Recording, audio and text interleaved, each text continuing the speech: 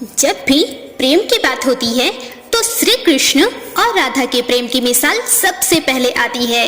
राधा श्री कृष्ण के प्रेम को जीव आत्मा और परमात्मा का मिलन कहा जाता है। राधा श्री कृष्ण का बचपन का प्यार था। जब श्री कृष्ण 8 साल के थे तब दोनों ने प्रेम की अनुभूति की। राधा श्री कृष्ण के दैवीय गुणों से परिचित थी। उन्होंने जिंदगी भर अपने मन में प्रेम की स्मृति को बनाए रखा। यही उनके रिश्ते की सबसे बड़ी खूबसूरती थी। कहा जाता है कि श्री कृष्ण को केवल 2 ही चीज सबसे ज्यादा प्रिय थी। ये दोनों चीजें भी आपस में एक दूसरे से गहराई से जुड़ी हुई थी। पहला बांसुरी और दूसरा राधा रानी। वह श्री कृष्ण की बांसुरी की धुन ही थी जिससे राधा श्री कृष्ण की तरफ खींची चली जाती थी।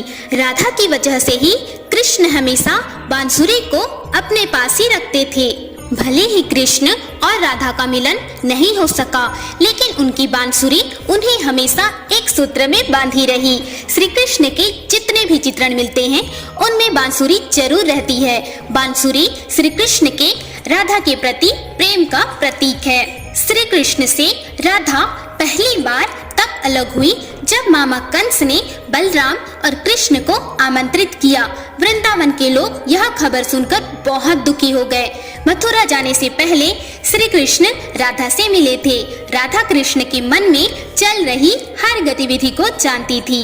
राधा को अलविदा कहकर कृष्ण उनसे दूर चले गए। कृष्ण राधा से ये वादा करके गए थे कि वो वापस आएंगे, लेकिन श्री कृष्ण राधा के पास वापस नहीं आए।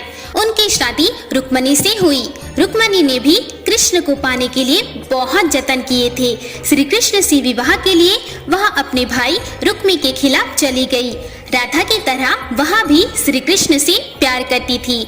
रुक्मणी ने श्री कृष्ण को एक प्रेम पत्र भी भेजा था कि वह आकर उन्हें अपने साथ ले जाएं। इसके बाद ही श्री कृष्ण रुक्मणी के पास गए और उनसे शादी कर ली। जब कृष्ण वृंदावन से निकल गए तब राधा की जिंदगी ने अलग ही मोड़ ले लिया था।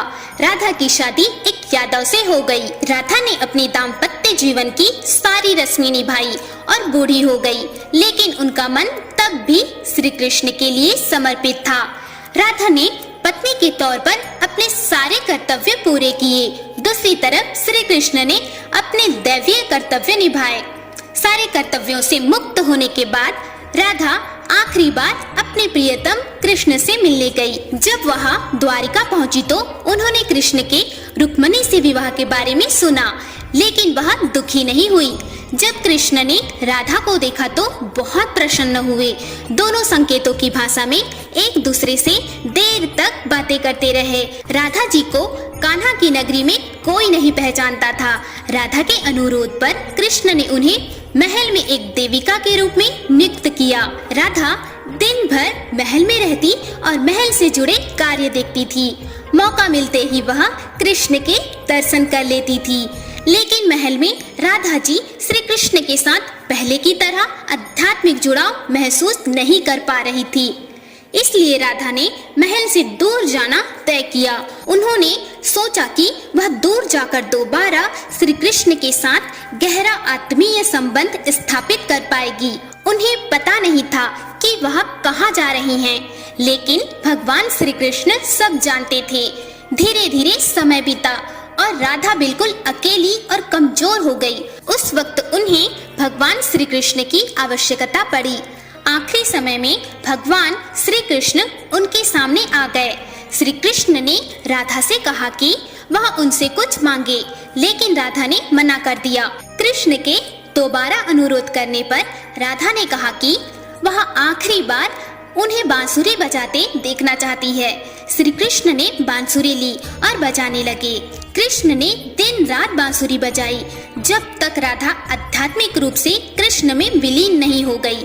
बांसुरी की धुन सुनते सुनते राधा ने अपने शरीर का त्याग कर दिया। हालांकि भगवान कृष्ण जानते थे कि उनका प्रेम अमर है, इसके बावजूद वे राधा की मृत्यु को बर्दाश्त नहीं कर सके।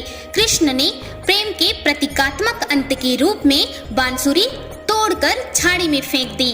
उसके बाद से ही श्री कृष्ण ने जीवन भर बांसुरी नहीं बजाई। दोस्तों, इस प्रकार राधा शरीर का त्याग कर कृष्ण में ही विलीन हो गई थी। हर हर महादेव।